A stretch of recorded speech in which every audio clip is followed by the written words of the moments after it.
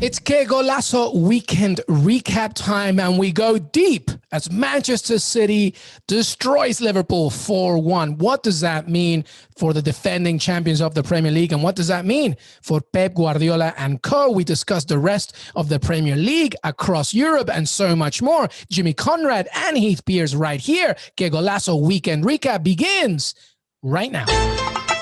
What's up, everybody? Welcome to Qué Golazo, our weekend recap. Heath Beer, Jimmy Conrad. Heath, how are you, man? Oh, I got the Heath. How are you first? I like that. Respect. I'm doing good. We're going to get to it, but I saw one of my favorite games in the last 12 months happen today. So I'm excited. Love it. Love it. Well, I went to you first, Keith, because you look like a character from Guy Ritchie movie and you're scaring me right now. So I thought I had to go to you two first. But hey, we got Jimmy Conrad in the house. Jimmy C, what's up, man? Well, I don't know how I feel about being sloppy seconds to Heath Pearce, but I did try not to shave today to kind of look like Heath. Maybe I thought that would help me. You come to me first, but apparently I have to have a more distraught looking beard. Jimmy, I have you every day, man. Come on now. Like, we're an old married couple. I'm just kidding. Heath is like my guma. Like, we need to just play it around. Welcome, everybody. Weekend recap. Qué Golazo. You might be listening to this one a little earlier than other weeks, and that's because, obviously, we wanted to grab all the attention in the week of the Super Bowl, but also because really today was a really big game, Liverpool against Man City, and Man City did the business. 4-1 at Anfield. It hasn't happened since 2012, I believe. Could be even earlier than that. I'll be corrected very soon, of course. But that basically means, it essentially means, it does mean what all three of us thought all along, that Liverpool's hopes of holding the Premier League title, I think they're done. Obviously, it's not mathematically impossible, but from a rhythm perspective, a flow perspective, a performance perspective, not just this game, I think you could say goodbye to it. Man City continues to lead. Let's begin with you, Jimmy, in terms of what you mentioned from a betting perspective, and also just what this means for both Man City and Liverpool as we keep moving forward. Yeah, first things first, I'm going to say rest in peace to Liverpool's hopes for retaining the title. I think it's done. It's dusted. I think this Man City team, and you mentioned it before, Luis, that even if City somehow lost this match, you still thought they were going to be the favorites to win, and I agree with you, and now this just makes it crystal clear. I don't think they have to worry about Liverpool really mounting a challenge anymore. It's just Manchester United. If they can outlast them through this month, Heath has been on the show before and said this is a really big month for City. So far, they've started it off very, very well, so I like them. What I found interesting, though, is with the lineup choices. Obviously, they just signed two center backs. Liverpool both have zero Premier League experience. Probably not going to throw them out there against an opponent of this caliber. Okay, so I didn't mind their lineup. Henderson and Fabinho, okay, got some experience, and the fact that City didn't start a striker. So they have Mahrez, Foden, and Sterling up top in their front three. They got the false nine going. Guys are going to kind of go in and out. And I was like, okay, well, Fabinho and Jordan Henderson are used to these guys because they run around them in the middle of midfield. It's not going to be a problem, but it was a big problem, and they did expose a lot of things. Trent Alexander-Arnold in particular playing a lot of Ole defense. Ole! Like not really defending at all. So there was some big issues there, and obviously some big mistakes from certain players. Allison, I'm looking at you, who might have been actually the man of the match for me. Just some tremendous assists to get those City attacks going. But Gundogan, I really liked his mental strength to miss a penalty, but then come back and score 2 goals. Phil Foden was excellent, scored an absolute screamer, but set up a couple as well. So good performance from City, something to build off of, and one mistake away from having another clean sheet. Ruben Dias maybe makes his first mistake of the season for Man City as a center back. Just a good comprehensive performance. They took advantage. They punished for mistakes, and now we got a 4-1 result. Oh, from a betting perspective, I said 3-1. It was 4-1. I'm sorry, everybody, for that. But the bet that I wanted I put for everybody was I have City winning and both teams scoring plus 260, and that hit. So I'm pretty proud of myself. Yeah, that was the main one that you mentioned, and I hope that everybody listened to Jimmy. And our friend, of course, and colleague Jonathan Johnson also said this one would get ugly, and it did for Liverpool. And I feel like you mentioned Allison. Loris Karius somewhere is eating some popcorn watching this one. I'm not. Listen, I mean, we know how good Allison is today. Was not a good day. Heath Beer's initial thoughts from this game. Man City destroying Liverpool. Yeah, I think initial thoughts are exactly that. Jimmy said it. Gundogan and Allison, two very different things. Gundogan against adversity misses a penalty. You could have easily seen him overextend himself, but he just kept on going and then was able to make up for that in a very, very significant way. Allison that compounding of a mistake that you usually only see from young players, right? Jimmy knows it, that we've talked about it before. You make a mistake, your first thought is when you're younger, right? Is, oh man, now I got to do something even better. I got to make up for it. I got to show that I'm not really flustered by this, that I'm still the player that I am.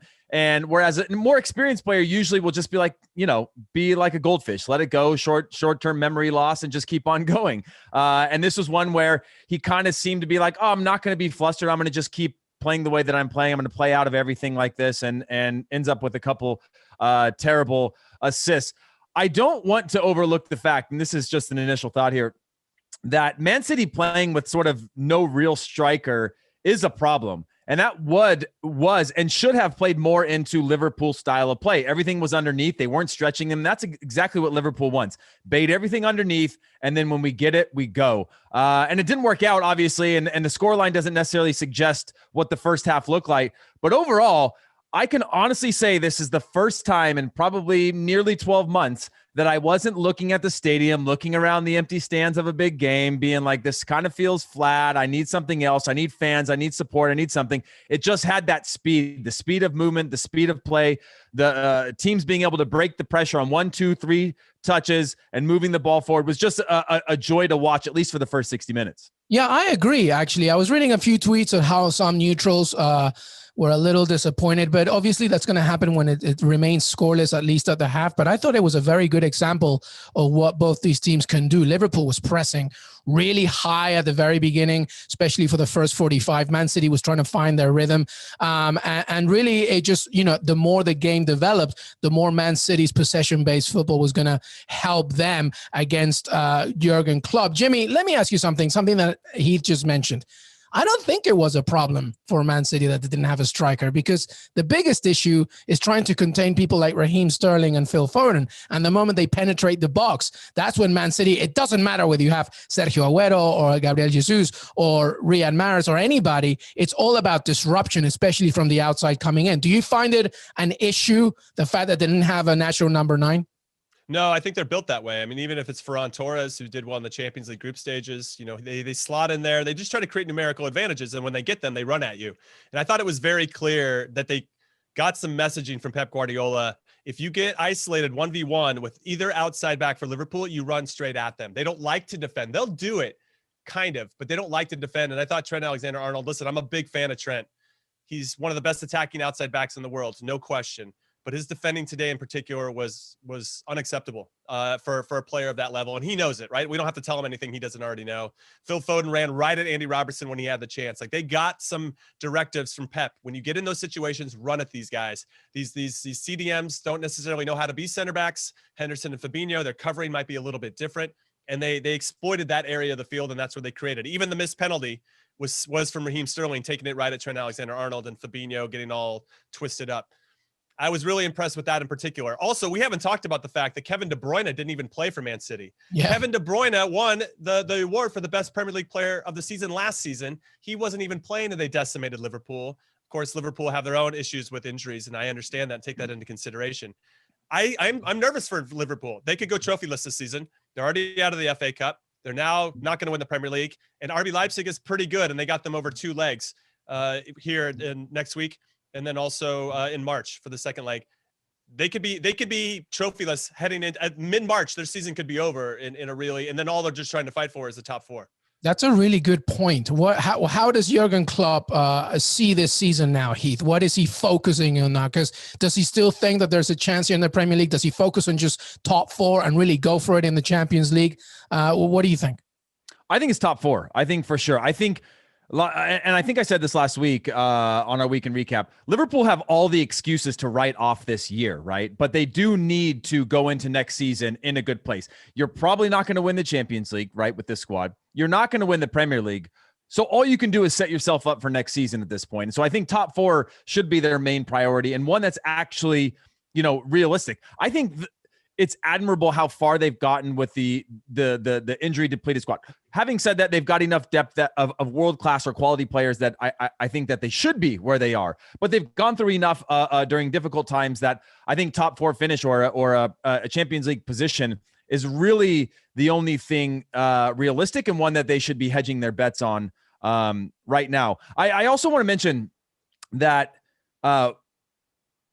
City, if you look at Mane's chance in the first half, that was exactly what Liverpool could or should have done in order to create chances, right? Just wait for those moments, counterattack, whip in a good ball, finish them. But when you don't finish them, that false nine situation of not playing with a traditional striker starts to wear you down. If you do not finish those chances, they will wear you down, where eventually there's numerical advantages, 2v1s, 3v2s all over the field. And like Jimmy said, if you look at the second goal where Sterling's driving inside, Fabinho didn't want anything to do with that. But I'll say, I watched this goal a number of times, Heath. Trent Alexander-Arnold does absolutely zero. He's essentially a cone on this play. So Fabinho can't even get a read on which angle, because Trent's not pushing him one way or the other. So it's not like he could. So yes, I agree with you. Fabinho probably could have been anticipating a little bit better, knowing what Raheem did earlier in the game, because he basically did the same exact move. Well, naturally he's gonna hesitate a little bit there, right? But at the same time, you're definitely right. But you also know that why would you allow Sterling to go inside ever? He's eventually going to go back that way. But if you can just slow him down to where he has to do step overs or slow his run down or whatever, you can at least set yourself a little bit.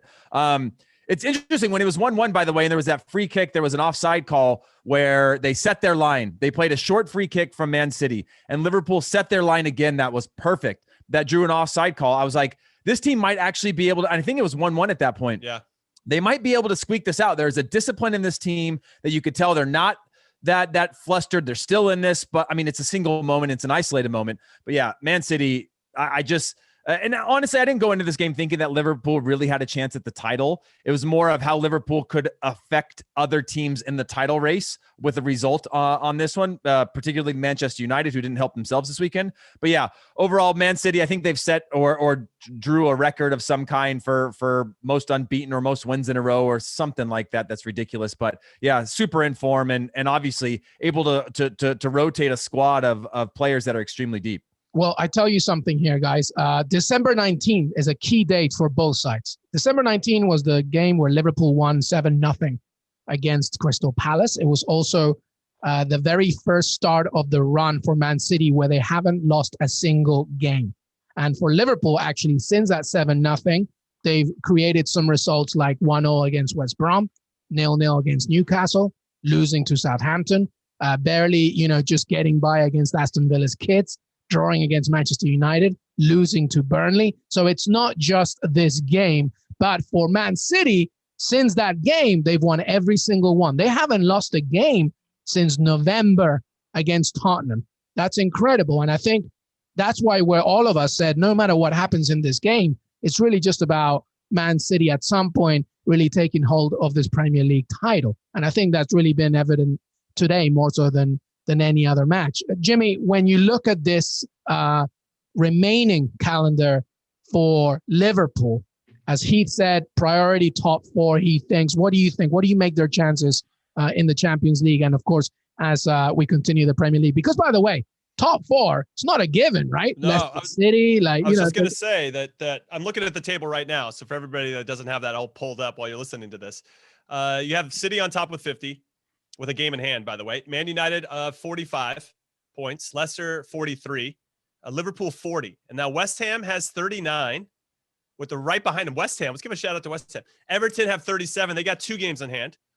Tottenham and Chelsea both have a game in hand on 36. Villa's on 35 with 2 games in hand. And Arsenal have 31. That's your top 10. And as we're recording, by the way, Chelsea's still to play. So that could be even better for them. Right.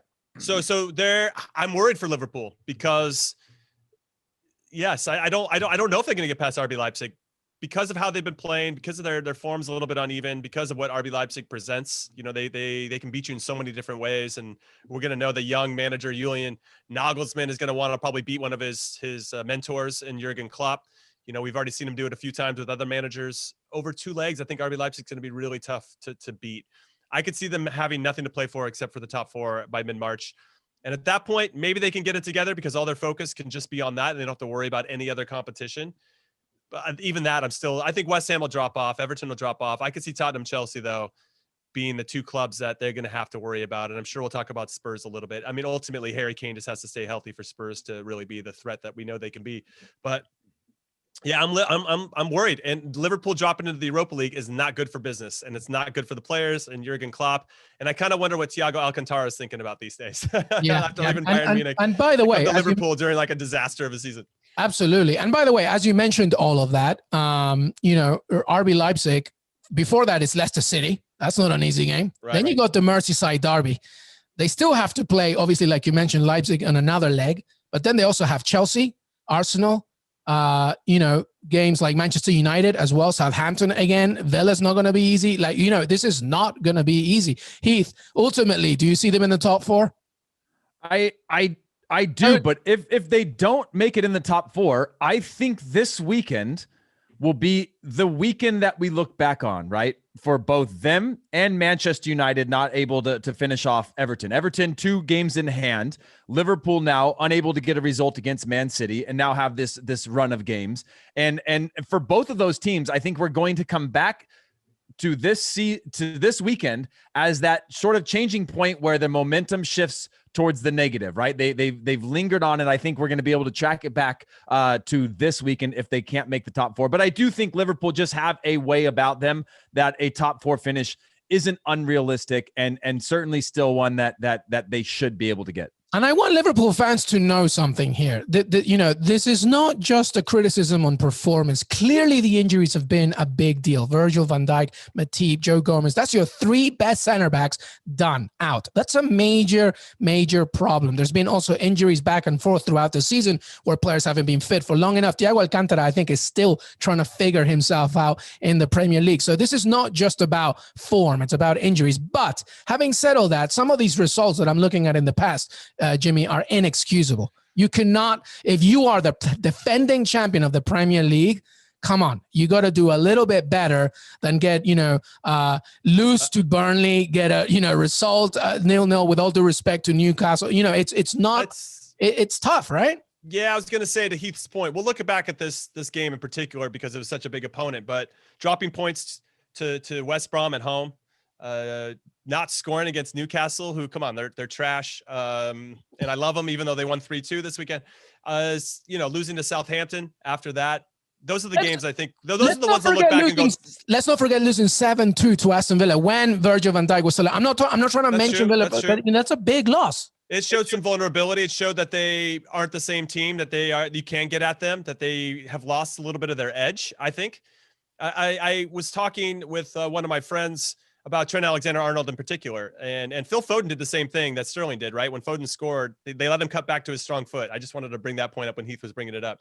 It was clear some directive there. But I was talking about, look at him.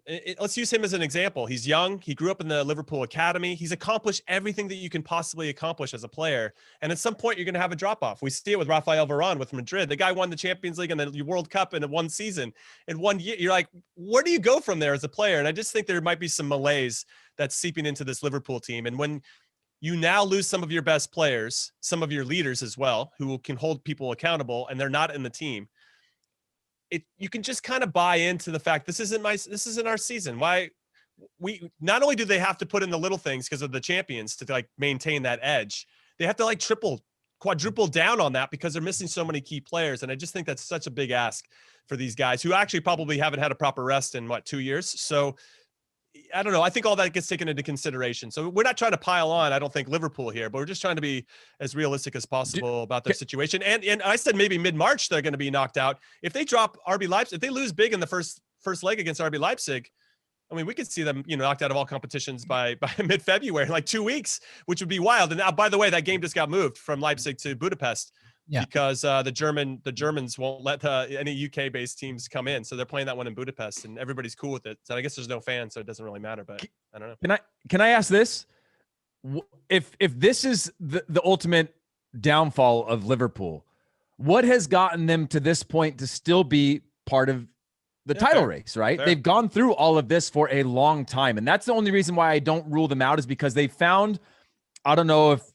And what I'm trying to, I guess what I'm trying to ask is, have they found luck through this period, or have they found, sorry, dropped something, or have they found like a grit and a determination to find a way to get results despite not having their best team, or despite having to even day before matches change their squad and this constant rotation? Have they found a new normal for them that has allowed them to still compete for a top 4? Or is their luck ultimately running out and they were running on luck? They certainly have talent, but with taking into context their entire season, they're the champions. All of these injuries, some bad results but they were still in the title race up until today. Is it luck, or is it a sort of a new Liverpool that we're seeing just find a way to work through these difficult times? I want to jump in really quick because I feel like our expectations for this club are very high, right? Based on what they've accomplished over the last few seasons. Because I was feeling the same way about Mo Salah and Sadio Mane and the attack and Bobby Firmino. And then I looked at the scoring charts of Premier League and I'm like, wait, Mo Salah's on top by 3 goals. Like, he's got 16 goals so far. And it feels like Mo Salah's kind of having an off season. But he's clearly not. He's clearly putting up numbers and doing a lot of good things. It's really interesting. And maybe it's because our expectations are so high because of what they've already achieved and how they play and their style of play. And it just was going to be impossible for them to match season after season. I think a lot of it has to do with the injuries at the back. And I think that's the results in what we're seeing before this, because I think that the high press, the gegenpress system that Jurgen Klopp implements begins at the very back. It begins with a leadership and the vision from somebody like Virgil van Dijk or Joe Matip or Joe Gomez. Fabinho has been fantastic. Henderson have been, but they're not natural center backs. And sometimes you need, this, that's your position. Like, that this is, both of you guys as defenders know that everything, especially from a high press system, you have to see the field in front of you. And I think that's been a major problem for Liverpool, the fact that they haven't had that leadership at the back. Having said all that, Heath, I think you're right a little bit. I think a little bit of fortune has favored them in certain situations, but they're still 4th, albeit 2 games in hand above other teams, like you said, Everton, etc. But so they still have that hope of maintaining top 4. I'm with Heath. I think their number 1 priority this season, forget the Champions League. Let's see what happens there, whatever. Get your top 4. You need the Champions League next year, because Jimmy also, dropping to Europa, that is not good for this club. Absolutely not. All right, we've talked a lot about Liverpool. Well, one question from our producer, Brad. Who does Klopp hug when you need a Klopp hug? Maybe the equipment manager? I don't know. I mean, you go with somebody that doesn't get as much love, somebody that David Wagner. You call up David Wagner, You put him on the private jet, wherever he is, you bring him in, you give him a big hug. All right. Yeah. I think that's a good one. That's right. Best man in his wedding, wasn't it? Something like that? Yeah. Sounds about right. Well, he lives in his old house, doesn't he? Or is that Brendan Rodgers' house? I can't remember. I can't remember what it is. Well, there you go. You just call up David Wagner. I think that's what you make. All right, let's focus a little bit on Man City. This is a force, a team. I mean, obviously, it comes with the territory of having the riches of being a Man City club. But once again, Pep Guardiola realized his mistakes from last season, I guess, and this is a team that's formidable. Phil Foden is just ridiculous. And it's so great to see in a team full of international stars that it's your local kid from Stockport that is really just shining. The fact that they don't have a striker, I think it's not really an issue, just because of the system that they play like you can have anybody in that, top of that pyramid. It doesn't really matter. The movement is so crisp. Ruben Dias is absolutely fantastic. Rodri was amazing. Jamie, let's begin with you. Man City looks like they're going to win this title. What else can they do? Can they win the Champions League? Finally, that's Pep Guardiola's ultimate diamond to chase, right? Well, that gets away from our narrative of Messi joining Man City next season, and then them finally and Pep only being able to win the Champions League with Messi. So I don't want to ruin that narrative. Do I think they can win it given how they're playing? Yeah, they were the best defensive team in the Champions League group stages. Only gave up 1 goal, albeit there's Olympiacos, Marseille weren't really too much of a challenge. Porto doesn't score a lot of goals, so it wasn't too hard. But they looked good in that competition. What I thought was the biggest key, Pep Guardiola came out at the end of December, mid-December, I think maybe around the December 19th thing that you circled on your calendar, and said that we were doing too much running. We were almost working too hard, and we weren't letting the ball do that. They figured out what was stifling them, because they were very good defensively all season. They've been very good, but they weren't really flowing on the attack, and now they figured it out, and that is incredibly scary for whoever's playing against City in multiple competitions. So I don't know. I think they can win the Champions League. I think they're probably the best club in the world right now, given current form. So it's hard to say otherwise. They do sometimes stumble in that for whatever reason. They get in their own ways. I feel like Pep wants to win that so badly. He overcoaches and tinkers too much. As long as they can maybe avoid French teams, they seem to struggle with French teams, then they might have a chance to get to the final, and then anything happens from there. What I really like, though, is you have some players that are kind of going above and beyond what you expect from them. Ilkay Gundogan in particular, he's been really joining the attack in a meaningful way. And I think that helps when you don't have a real number 9 and real striker. he just kind of makes those late, I don't want to say Frank Lampard-esque runs, right? Where he joins the attack, and it's very hard as a center back, and Heath knows, where you already have somebody to mark, or you're marking a space that you know you should be in, but then you see this run coming in, and you're like, okay, what do I do? And you have to make these split-second decisions. And at that point, Gundogan finds himself in good spots, and just a tremendous player. And I think he's really elevated his game and helped the team. I will say that when Mahrez went out today, I didn't really notice he was on the field, and I don't think he was as effective. When Phil Foden went out wide, I thought they were a lot more dangerous. And that's, again, I can't believe Kevin De Bruyne wasn't even in the team. We're not even talking about him so much. So, Rodri, I think, has really settled in. Obviously, Diaz has really helped solidify. He's like their Virgil van Dijk in a lot of different ways. John Stones was on the bench and was looking, I think, for other teams to go play for, because it looked like it was going to be Laporte and Diaz the whole time. John Stones comes back into the team, has been a revelation. These guys have a renaissance, and Cancelo is starting to understand it. Pep has talked about Cancelo coming in and really feeling lost that first season, but really understanding what he needs to do, and his confidence is off the charts. Zinchenko has been very solid at left back.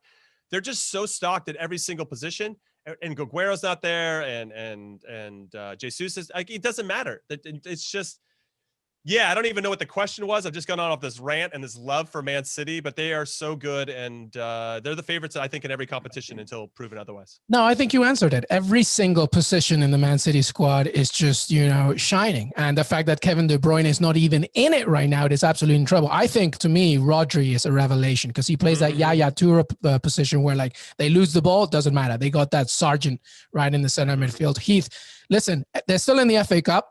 They're in the League Cup final against Tottenham, Champions League, Premier League. Can they win all of them? No, I don't. I think that you're going to have to make concessions along the way. I mean, when you look at, just their squad, they're deep.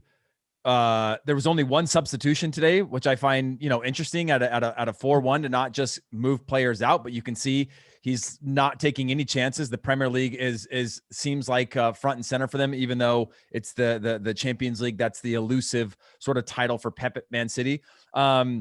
I think that would be really hard. I think they're going to go with the best roster they have consistently, and you're going to have to, for anything that matters, and you're going to have to just rotate and rest. I mean, again, one sub today, and again, it was Riyad Mahrez, who I think was in some really good spots early on in this game to do something special that you expect from a Man City player in really good spots, and he didn't really deliver on any of that. As Jimmy mentioned, I didn't really notice him more often than not in the game, which is a common theme when I think Riyad Mahrez plays. I think he puts his foot on the ball too much, likes a little bit too much of that tiki-taki football, that when you are in those high positions, as Jimmy mentioned in the very beginning of this, get the ball, run at them, right? And when you can do that, that's great. But when he cuts it back to his left foot and constantly wants to do something different with it, I think slowed the game down. But I think you guys are spot on in terms of the players on the field. The player that I want to spotlight, though, is Bernardo Silva.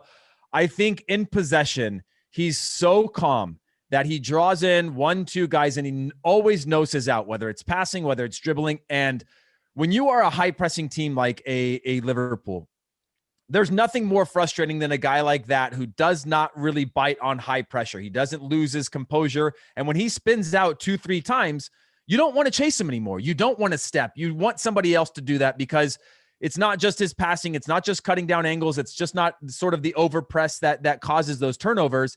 He can solve a lot of those problems, which I think over time wear on you. And he was a guy, again, today, when I looked at the first 20 minutes of the game, the pace was high from both teams. The pressing was good. They were breaking press on each other. Good presses, by the way. He was a guy that I thought was pivotal in continuing to sort of build that flow and confidence for Man City in some of those intangibles that aren't just beautiful long balls or those types of things, but just consistently helping Man City. And even through that stretch, right, going back to the comment that Pep Guardiola said in December sometime about working too hard, he is one that allows you to just sort of keep the ball and not slow the game down meaninglessly, but break pressure in a way that allows you to now be facing the field and attacking in a meaningful way, as opposed to just having possession for possession's sake. Yeah, and by the way, they missed a penalty in this game. It could have probably been, even more, or depending on the confidence. I mean, who knows? The rhythm of the game could have been better, but that just shows how powerful they are. By the way, as Jimmy mentioned, Man City, everybody, Premier League, top of the table, 5 points above Manchester United with a game in hand. They still have to play. The next game is Swansea Hey, Jordan Morris. Yeah, Jordan Morris, baby. Let's go. Connor Hurricane on Wednesday, FA Cup, but they also have Tottenham after that, an Everton game, Arsenal, Mönchengladbach two times, the Manchester Derby. So there's still some good games for Man City, some tough games, but it seems that right now at this point, this Man City machine is not going to be beaten. Any final thoughts, Jimmy? I know that you got your hand raised right there. I do have my hand raised. I just want to say quickly that I think Pep has finally adopted in his career for the first time that defense wins championships. I feel like he sees that game from that perspective, and that warms my heart, and I'm sure it does for Heath as well as a former defender. They've only given up 2 goals in their last 10 matches in all competitions. One was against, Cheltenham in the FA Cup off a free kick, right? So a lot of concentration there. And then this was the one today where Ruben Diaz maybe makes his first mistake as a center back. They maybe could have had 10 straight clean sheets, which is unbelievable. And I think if they continue to see the game in that perspective, and to you guys' points, figure out a way to find that nice rhythm and flow that makes them Man City and really play that Pep Guardiola and really dictate when they speed it up and when they slow it down, and have those, let's say, rhythm makers or taste makers, as I like to say, Bernardo Silva, who can really control that and find those gaps. That's what I thought they were missing at the beginning of the season with David Silva. Once he left, they lost that guy. And who is going to step up and really be the one that sets the tone for when it's time to go fast and when it's time to go slow? Bernardo Silva settled into that role. Phil Foden obviously is growing into it. And it just makes such a big difference when you have those guys that have that type of confidence on the ball. And of course, it's a lot easier when you know you got a lockdown defense that, okay, you can take some risk. And if it doesn't work out, we'll get the ball back. It's no problem. We're not going to get scored on. So I can't say enough about Man City. Maybe in a couple of weeks, we'll be talking differently after they have this tough month, but I don't think that's going to happen. Well, Jimmy, the final point that you just made is spot on, because when you look at this Premier League table and the goals against everybody pretty much in 20 or above figures, Man City, they've conceded 14 goals in the Premier League so far. The next one is Tottenham with 22. That's just an unbelievable defensive record for Man City and Pep Guardiola. All right, we're going to take a quick break. When we come back, some other matches in the Premier League heavy today, everybody, and then a little bit more across Europe. Stay right here at Qué Golazo Weekend Recap. We'll be right back. Welcome back, everybody, to Qué Golazo Weekend Recap. Heath Beer, Jimmy Conrad. We're going to talk about the remaining games. Of course, we're not including Chelsea, Sheffield United. By the time you listen to this, I'm sure you'll know the score, but we are going through it right now. We're expecting a Chelsea win, but hey, anything can happen. Let's talk about the remaining games of the Premier League, beginning obviously from the Premier League table and down. Manchester United against Everton. 6-goal fest over here. United looked good, 2-0 ahead. Then Everton came back 2-2. Then United got another one. Scott McTominay, I believe, got that 3-2 lead. And then in the final moments of the game, DCL, Dominic Calvert-Lewin, equalizes, makes it 3-0. There were some complaints as well due to the set piece, etc. at the very end, but it was 3-0. And a very good result for Carlo Ancelotti, not so much for Ole Gunnar Solskjaer. Jimmy, I think we predicted goals in this one. What do we have here? I had 2-1 to Manchester United. You know, if they just would have held on at the end and concentrated when it mattered and somebody make a play, take responsibility. It's a set piece, right? I think we've been on here before, and I've probably said it countless times, and I'm going to say it again. Defending set pieces has nothing to do with talent, has everything to do with effort and concentration and focus and an awareness. And so it's really disappointing, I think, if you're a Manchester United fan, to let those 3 points drop and slip through your fingers. That's not how you win titles. And, they might be in the conversation for top 4, but I mean, even if they were playing well, I think City's still going to run away with it. Not run away with it, but they're going to be in charge for most of the rest of the season. United could have put some pressure on them, maybe feel it a little bit, but this result, I think, really hurts them. We talked about circling a date of where Man United or where Liverpool lost the league or their whole season falls apart. I think we could look at this one as well, where Man United could have potentially kept pace with City, and now we're going to see a little bit of distance, I think, grow between them. It's unfortunate. They didn't play particularly well, United, in the first half, but Bruno Fernandes scored an absolute peach of a goal. Rashford's dropping dimes to the back post to Cavani, so they're making plays, right? And then I actually thought they played better when it was 2-2, and they got that third goal, and it looked like they were going to lock it up, and that was then. Thank you very much, and it didn't happen. I think our big story narrative before this, though, was the lineups. Who was he going to start the same team as Southampton that won 9-0? And he didn't. He left Fred out. He kept Pogba in. Unfortunately, Pogba got hurt in the 38th minute.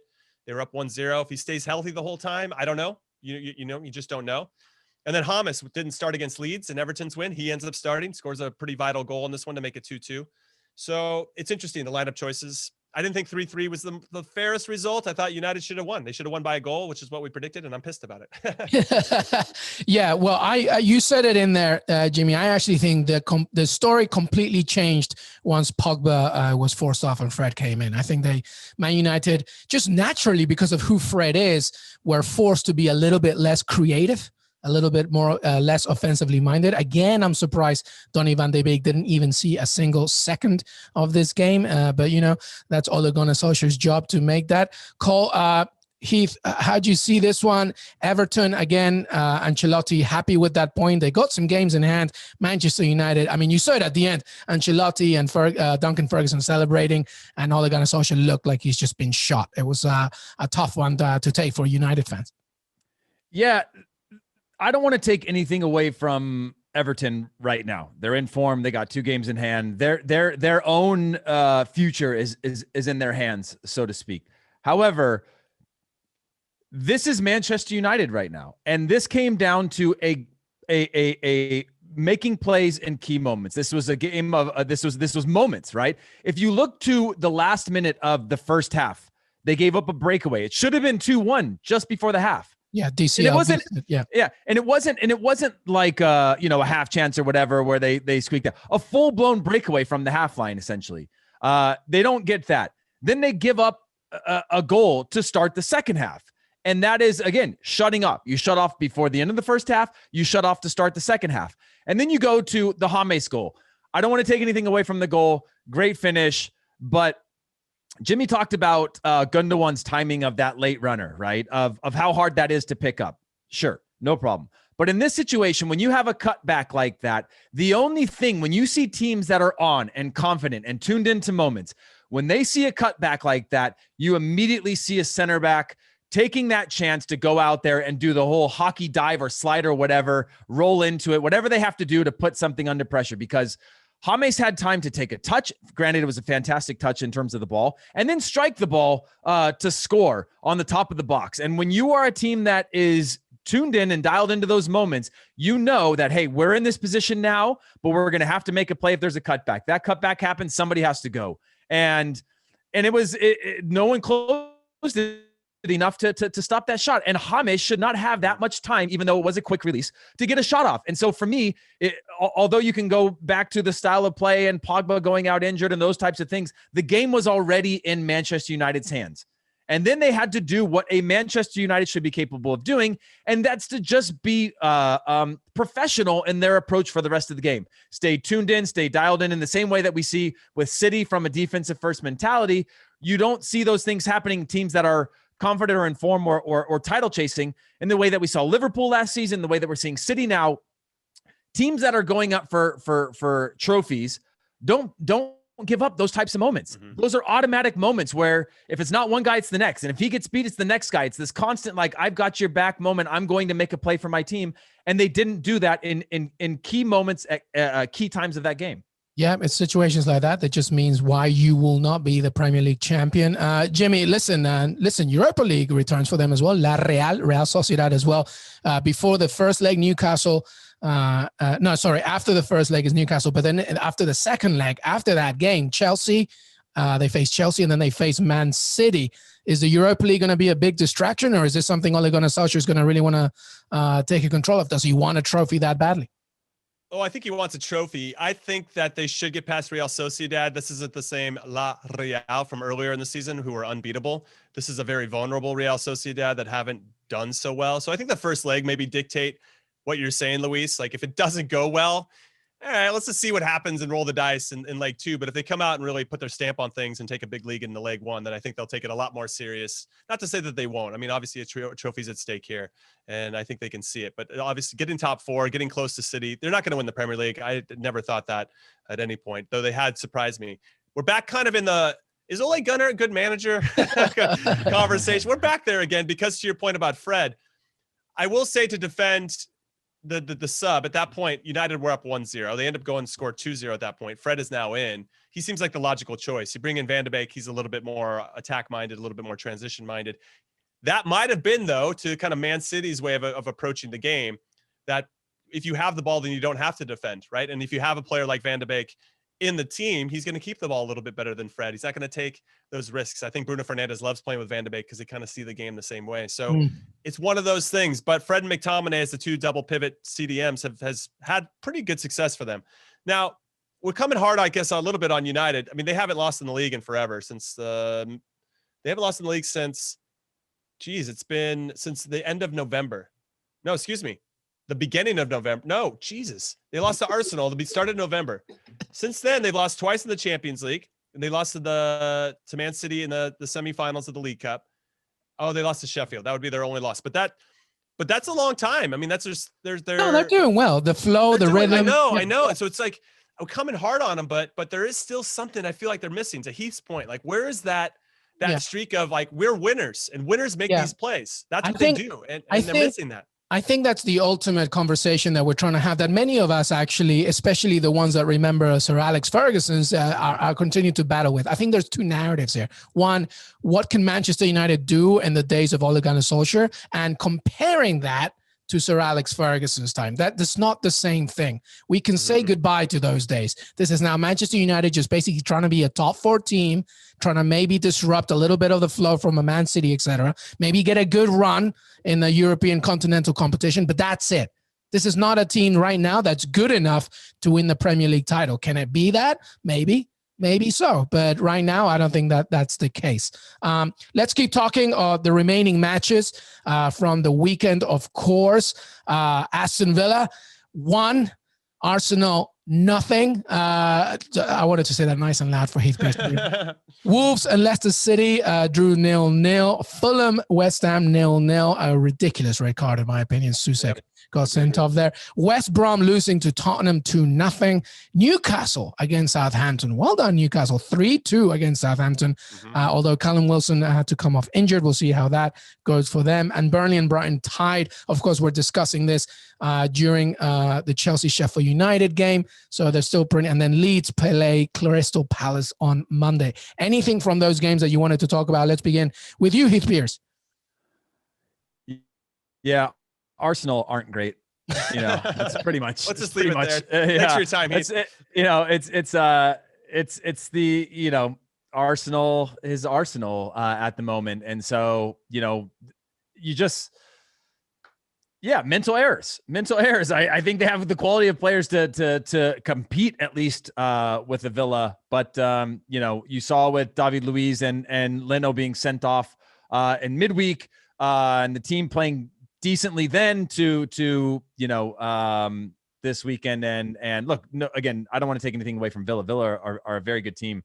But that's really my only point from this weekend. Did you think that was a red card on the play? The guy breaks through. I don't know if everybody saw it that's listening or watching, but there was a play where Saka Hansa and Bukayo. I don't think it was like I didn't see the game live, so I read all the things. And everybody's like, oh, red card. You go on Twitter, everybody's, up in arms, and you understand that people are shouting at the mountains for this, especially because they came off a game against Wolves where they're a little bit hard done by the referees in VAR. Yeah. I didn't think, then I watched it. I was like, that's not a red card.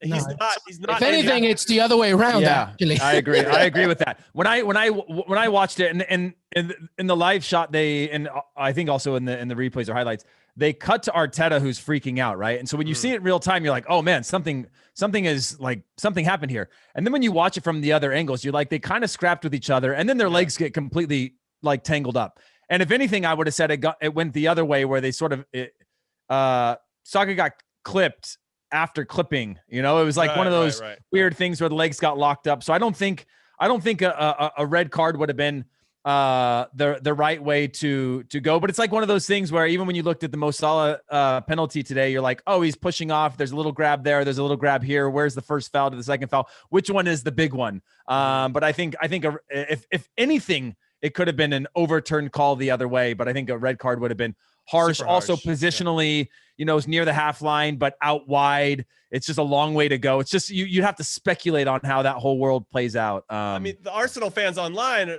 made it sound like the guy was in clean on a breakaway. No, Jimmy, say that. Start that sentence again, and then know what you're saying. The Arsenal fans online. Have you ever heard anything different? No. Have you ever heard, No. you know, like, and no one started that sentence with that and then ended it with, well, they're pretty complimentary. Rational. I am staying way out of that one. All right, let's Jimmy, what are your thoughts from all those games? Your Newcastle, a good win against big win. Obviously, very happy. I think Allan Saint-Maximin makes such a big difference for the team. He has that sauce, I think because he's so unpredictable in how he plays and where he gets the ball and he tries things. I think it puts the defenders on the back foot. And I think that creates space for other players, most specifically in this particular game, Miguel Echegaray, who had a little bit more space, probably played one of his best games in a Newcastle shirt. And we got out to a big lead. Of course, as Newcastle does, we gave up a goal and got a red card 5 minutes after the second half to make it 3-2, and then the squeaky bum time the rest of the time. But we found the 3 points. Really happy about it. That puts us 10 points clear of Fulham from the relegation zone. So I don't know if that's going to be enough, but I think that gives us some breathing room and hopefully a little bit of confidence. Though I really just want to give a shout out to Tottenham. They've obviously been in a bad way. And the fact that Harry Kane comes back into the team and they win, it's going to be really important for them, as I think they're still trying to, nip the heels of Liverpool in particular, and maybe even Leicester to get one of those third or fourth spots. I think United will get top four for sure. But I just, there's something still about Spurs. They're not going to be easy. It's going to be, they want to get into a fist fight with you, as a team. And that's how Mourinho sets up his teams and gives them that kind of attitude. And I think they're going to be hanging around there for the last couple of weeks, and we'll see what happens at the end of the season. Well, they are hanging around. They're eighth, and they have a game in hand to Chelsea and West Ham and Liverpool. But I think there's something to be said about the fact that without Harry Kane, they are a completely different team. Yeah, 100%. Sometimes you can't rely too much on somebody like that. All right. Any final things from the Premier League before we just ask around what's going on around Europe? I think the only thing we're saying, by the way, to your Newcastle's point is, a few weeks ago I said Newcastle are as good as done, but these results today have really helped them. The fact that West Brom lost, the fact that Fulham tied with West Ham, and Burnley and Brighton tied, Wolves tied. So Newcastle, the only one from those bottom groups, got a full 3 points. That's major for Steve Bruce and the Magpies. But yeah, that's it. All right, let's finish everything with Europe, everybody. Just quickly around the group. Obviously, this is also being taped before Barcelona faces Real Betis, but Real Madrid just about squeaks by against the worst team in La Liga. Serie A is interesting. Juventus beats Roma. AC Milan and Zlatan Ibrahimovic do the biz against Crotone from AC Milan. Anything that you want to talk about from Europe? Jimmy Conrad, begin with you. Yeah, first and foremost, I want to apologize to anybody who put money on Stuttgart. I thought they were going to do the business against Leverkusen. Leverkusen had more guys available than I thought, and they came out and crushed them. It was like 2-0 after the first 5 minutes. It ended up 5-2. I just want to, for all the ones that I do hit, bets-wise, I do want to apologize when I miss. And you're allowed one every now and then. Yeah, sure. What led you on that one, by the way? Because Stuttgart, Leverkusen had an injury list that looked comparable to Liverpool, and like Schick wasn't supposed to play, Aranguiz wasn't supposed to play, Wirtz, Demirbay, none of those guys were supposed to play. They all played, and they all banged it and had great games. So the Bender brothers weren't supposed to play. And then Stuttgart was the second best road team in the Bundesliga this season. I thought, all right, maybe they'll get something out of it. They didn't get anything out of it. So I apologize on that. I like it. But Borussia Dortmund, they lost again. I don't really know what's going on with that team. It doesn't bode well ahead of their matchup against Sevilla in the Champions League. So that's something to give them pause. I'm curious as to who's going to take over, because they need a manager at this point.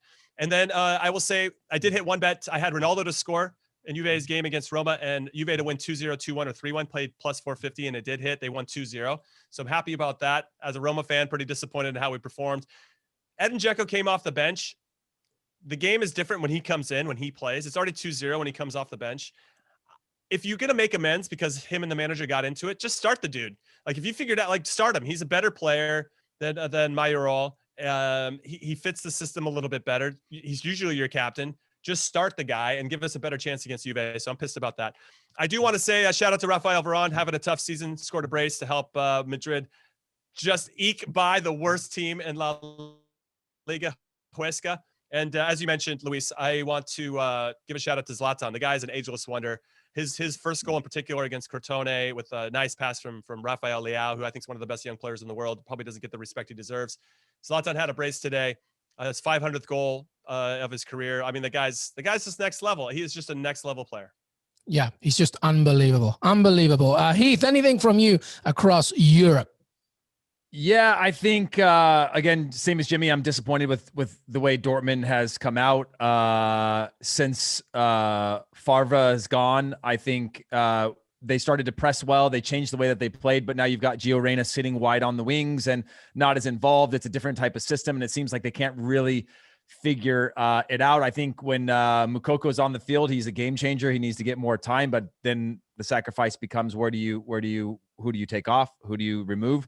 Yeah, I think it's been great to see Eintracht Frankfurt and Leverkusen continuing. Wolfsburg continuing to push in the table. I think Wolfsburg are in third place. RB Leipzig got a good result over Schalke this weekend where Hoppe and Adams both played, which is always exciting for us. But overall, I think the only takeaway that I have from this weekend is that I think there's still some drama to be had in Serie A with Juventus taking down Roma. I think Juventus is showing a team that's not going to go away easy, and they are going to push on AC Milan and Inter Milan, who are both extremely confident and competent right now. But I think that we could see with potentially Roma as well a sort of three teams going down to the wire, because I do think we could see Juventus 1 to 3 points out of a title race for the rest of the season. And if you give them any gap, I do think they'll close that. So yeah, that's my only other thought. Well, the 3-horse race in Serie A is happening right now. Milan with 49 points, first place. Inter with 47, and Juventus now in third with 42. Of course, Roma with 40, etc. Napoli 37. But that 3-horse race you're talking about is very much happening. By the way, as we're talking, by the time you listen to this, maybe you know exactly what happened in Le Classique, as we know that Neymar didn't start in that game. He had some issues. Obviously had a birthday a few days ago. I don't know if that's related, but so we'll see what happens there. Aside from that, this crew will be back once again next week to recap even more. Jimmy will come a little bit sooner as well. Jimmy, thank you so much, bud. Yeah, thank you. Always a pleasure. Heath, thank you, brother. Yeah, thanks. And thanks for commenting on my sort of Brighton organic cafe owner's outfit that I wore today. It's just very much like, I've moved on from that hooligan life, and now I've opened up an organic cafe near the coast, and I appreciate you making comment of that. I see you more as like, Brad Pitt's cousin in Snatch, like, you're a big boxer. I bet you're a boxer. That's the way you look like. You like dags. Hey, you like dags. Thank you, everybody. Hey, everybody. I want to thank Jimmy Conrad and Heath Beer for joining me today. Don't forget to follow us on Twitter, Qué Golazo Pod. We are on Apple Podcasts. Please leave a rating and review. We're also on Spotify and Stitcher, and we have our very own YouTube channel, youtube.com/Qué Golazo. Make sure you can see all of the episodes right there, but make sure that you also see us on cbsports.com. Have a great beginning to your week.